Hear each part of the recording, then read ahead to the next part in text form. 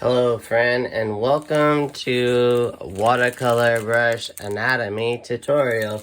Today I want to tell you all about the different parts of a watercolor brush and what they do. First of all, the brush is made by Escoda. Escoda is in Barcelona. So right here, this brush is a size number 10, and the company name Escoda.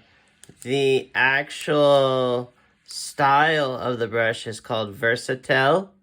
This is a synthetic brush, and again, this is Barcelona. Now let's take it out of the package and look closer.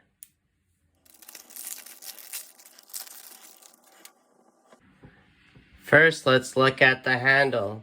This is where you actually grip the brush, and it gives it direction. The handle is what sets the brush apart from other drawing tools because it allows you to have more control of your strokes. Next we have is the ferrule. And what's wonderful about Escoda's ferrule are these three crimps right here. That is their signatured, wonderful quality that they provide you. The ferrule is the metal part that attaches to the handle to the actual brush bristles. The ferrule is the important part because it holds the bristles together so that it shapes the brush in the head of what remains to be consistent. Now, let's look at the bristles. This is the most important part of the brush, as this is what makes the contact to the paint surface. The bristles come in variety shapes and sizes, and each one is designed specific purpose. So some brushes are thick and stiff and bold and make bolder strokes, while others are thin and soft and make more delicate lines.